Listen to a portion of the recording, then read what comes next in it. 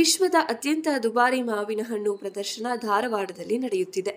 ಧಾರವಾಡ ತೋಟಗಾರಿಕಾ ಇಲಾಖೆಯ ಮಾವು ಮೇಳದ ಪ್ರದರ್ಶನದಲ್ಲಿ ಜಪಾನಿನ ಮಿಯಾಜಾಕಿ ಎಂಬ ಒಂದು ಮಾವು ಕೂಡ ಇದೆ.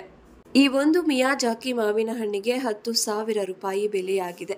ಕೆಜಿಗೆ 2.7 ಲಕ್ಷ ರೂಪಾಯಿ ಬೆಲೆಯಾಗಿದೆ.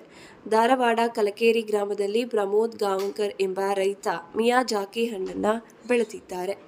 ಕಳೆದ 4 ವರ್ಷದಿಂದ ಕೇವಲ 4 ರಿಂದ 5 ಮಾವು ಬಿಡುತ್ತಿದ್ದ ಮಿಯಾಜಾಕಿ ಮರ ಈ ವರ್ಷ ಬಂಪರ್ ಬೆಳೆ ನೀಡಿದೆ. 25 ಮಿಯಾಜಾಕಿ ಮಾವು ಬಿಟ್ಟಿದೆ.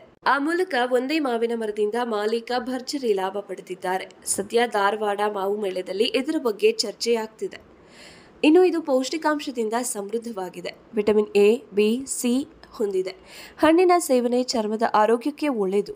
ಭದ್ರತೆ ಮತ್ತು ಸುರಕ್ಷತೆಯ ದೃಷ್ಟಿಯಿಂದ ಇತರ ಬೆಳೆಗಾರರಿಗೆ ಅರಿವು ಮೂಡಿಸುವುದಕ್ಕಾಗಿ ಇಲ್ಲಿ ಒಂದು ಹಣ್ಣನ್ನ ಪ್ರದರ್ಶನಕ್ಕೆ ಇಟ್ಟಿದ್ದೇನೆ ಎಂದು ಪ್ರಮೋದ್ ಗಾಂವಕರ್ ತಿಳಿಸಿದ್ದಾರೆ.